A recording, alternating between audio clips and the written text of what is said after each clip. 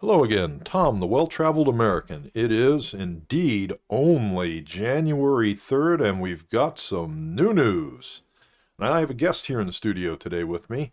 Um, My name is Dennis. I live in New York, but originally I'm from Ukraine, and I'm very passionate about the world events and specifically the Ukrainian aspect of it. So, Tom, why don't you tell us more about the special operation that the United States has just conducted in Venezuela? well, apparently, we've had all of those troops down there in the Caribbean for an actual purpose. And the result, as we can see, yes, that's right, Nicolás Maduro has been captured. U.S. forces went in last night, did a little bit of destruction here and there, and carted Nicolás Maduro and his wife out of country.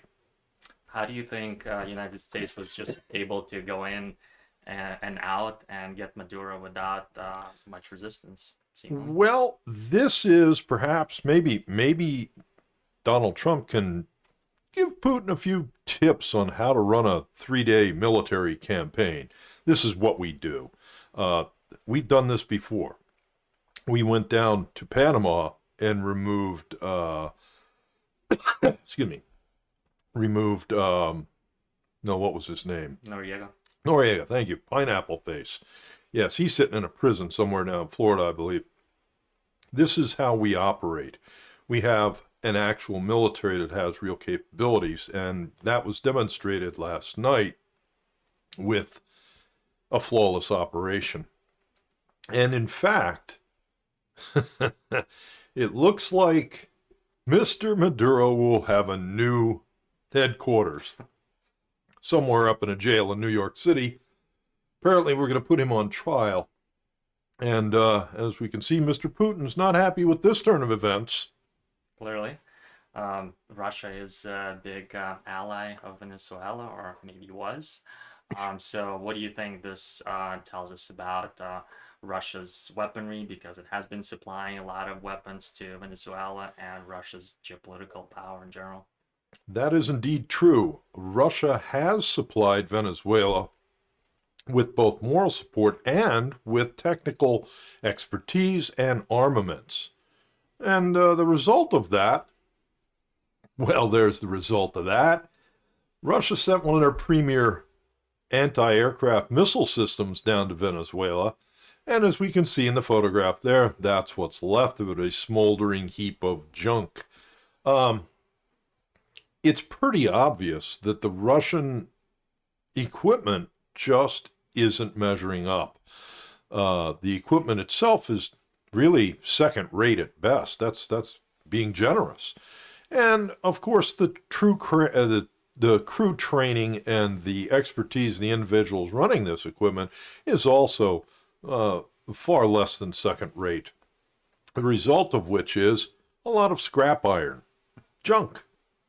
What signal do you think this sends to the likes of Ayatollah Khamenei from Iran and other tyrants around the world?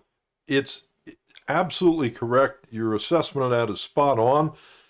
The most nervous man on the planet right now has to be the Ayatollahs over there in Iran. Uh, well, I think this sums it all up. Meanwhile, in Tehran, Mr. Khomeini says, "Hey, for something this expensive, I expected better results." Maduro says, "It seemed powerful. Really disagreed. The reality is not. Well, you saw what happened. Uh, the United States operated their Air Force to include low level helicopters that flew in with complete impunity. Nothing was shot down, not even a scratch.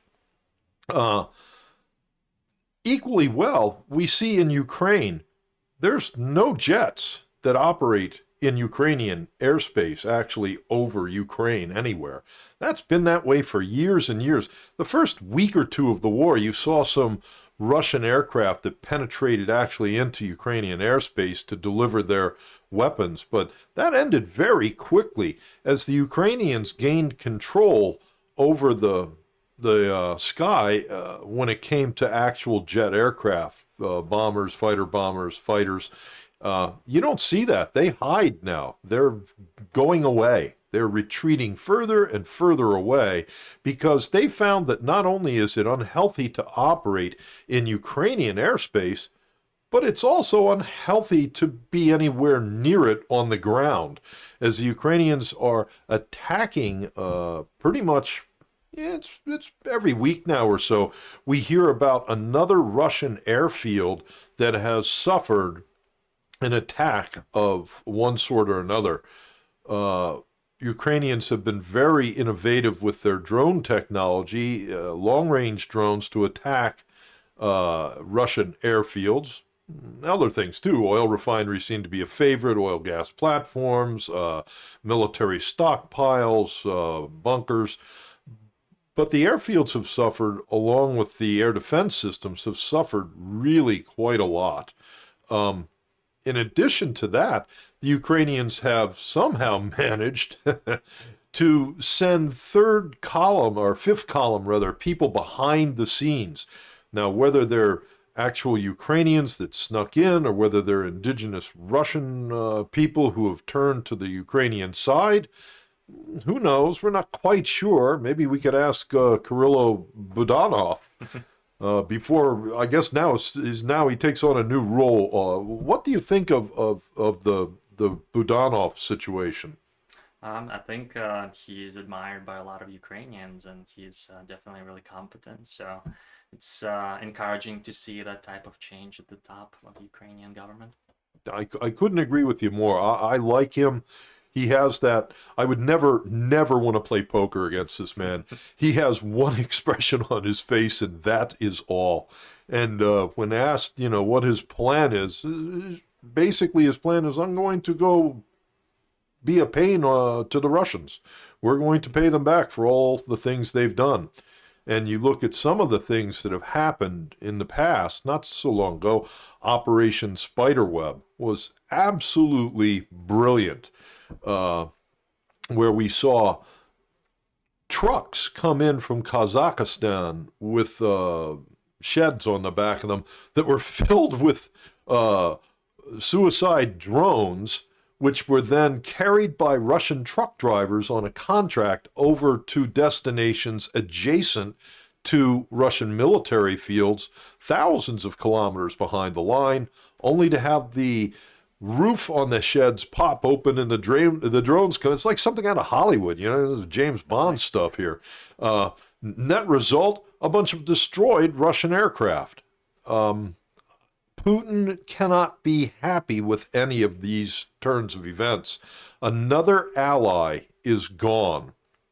And at this time also, I think it bears mentioning that there is a huge bunch of unrest in Iran. They have riots in most of their major cities, and I guess it remains to be seen here in the next coming days whether the Iranian people will throw off the yoke of their oppressive, autocratic, theocratic, if you will, regime of the Ayatollahs. We can only hope that that happens. The Iranian people deserve freedom, and they deserve to have the right to have a government that's not interested in building more weapons, but in building a few more water supplies. Apparently, they're running out of water there. Well, it is a desert. What do you think? I'm actually curious if you think that Trump administration will help Iranians more kinetically or in other ways to get their freedom. I really couldn't say for sure. Usually I have a pretty good feeling about how things are going to work and how things are going to go. In fact, I was actually on the ground when Noriega was removed down in Panama. I was actually part of that operation. So I have a fairly good sense of how these things unfold.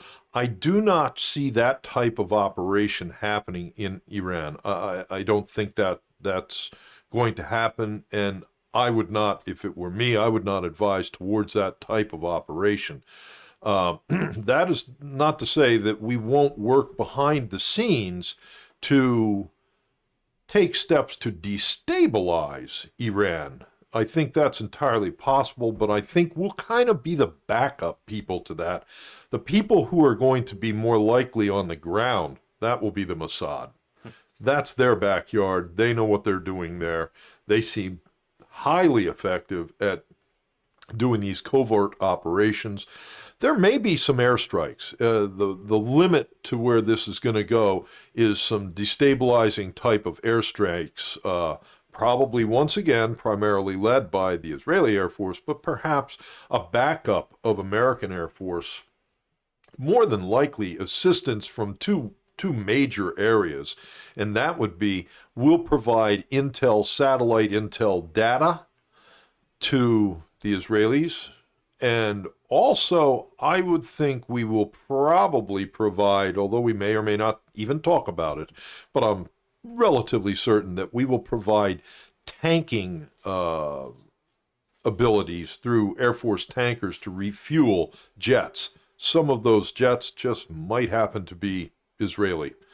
You never know. There might be even a British jet or two, or maybe a French one. You can't tell, And I don't think that those governments are actually going to want to talk about it, even if it does happen. A lot of people don't want to get out in public on these sorts of things. But I think that we will make a reasonable bit of assistance to aid the people of Iran throw off that evil government. Fingers crossed. And what do you make of the broader geopolitical impact? China on oil prices? Does it change the calculus globally for the U.S.? All good questions, well thought out. The global oil price thing will probably, I would expect a slight increase here in the days, perhaps. Maybe it'll happen, maybe it won't. But as far as an actual drop in prices, I think that is 6 months down the road. It will probably happen in about 6 months.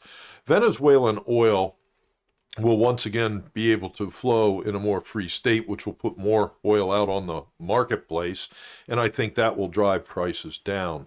Any shortcoming of oil that we have seen, shorting of oil through the Russians' inability to ship their oil, is now going to be counterbalanced with a ramping up of Venezuelan oil coming back onto the marketplace. I would rather suspect that the Arabs, the Saudis, the UAE, the Qatar, the rest will probably not scale their production back. I think they're going to hold things steady and let the marketplace kind of drift along as it will. They have not seen fit to cut oil production rates at a time that, with the withdrawal of Russian oil off the market to one degree or another, which is an interesting study in sanctions. There's all kinds of sanctions that people put on, governments put on, and there's always a workaround for those sanctions. I find them to be, maybe, if you being generous, 50% of a sanction is useful. What's really useful? What is 100% sanction? We blew up their oil processing plant. It no longer functions. Kinetic sanctions actually work. We sank the oil tanker. We blew up the oil platform. We destroyed their oil refining capability. Those are actual sanctions to which they can't skirt or get around through third-party actors such as China and India. The interesting also will be what will India's take or play on all this be? I see the usual screaming and crying from a bunch of nations. Oh, you can't, America's a bully. Well, I got to remind everybody, we've tolerated for a decade plus now of American people, mostly American youth, being assassinated through drugs. In fact, the American population has lost more people to the epidemic of fentanyl in particular, and other drugs, than we lost in World War II.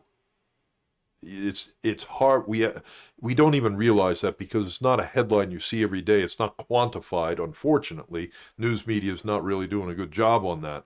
So yeah, we had to go after this guy. He wouldn't listen. He was going to do what he did. And we do have an old policy here in the United States that dates all the way back to like the third president. It's called the Monroe Doctrine. We're running this part of the world. Now, I know a lot of people are upset with that, but we're pretty benevolent most of the time, I think. We don't usually step in and tell everybody how to run their show and inside their own government.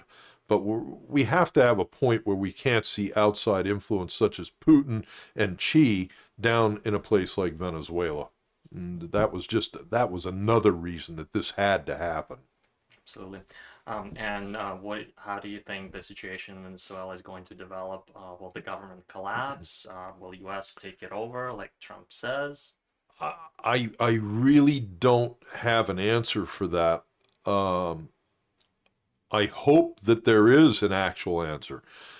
When you do, and this is regime change. There's no doubt about it. That's what this was. Either you do it right, or you don't do it right. If you don't do it right, you end up with another Afghanistan. That's not the way we want to do this. That being said, I think this is a substantially different type of venue than Afghanistan or Iraq was, Vietnam, all of them. The Venezuelan people, by and large, wanted to be out underneath that government. I don't believe that we are going to have any sort of large footprint down in Venezuela. I would advise personally against it. Let the Venezuelans now sort this out amongst themselves. I think would be the smart move down there, because nobody likes an outsider inside their family squabble. It's not going to work. Yeah. Well, really appreciate your insights. I think it was very informative. Thank you. Well, thank you for coming over, and thank you for sharing the time with me here. My pleasure. So, 3 December, things are already happening. Look for possibly some activity in the Middle East. Who knows? A lot of nervous people out there, though, at this point. Okay, that'll do it for us today. Thank you very much.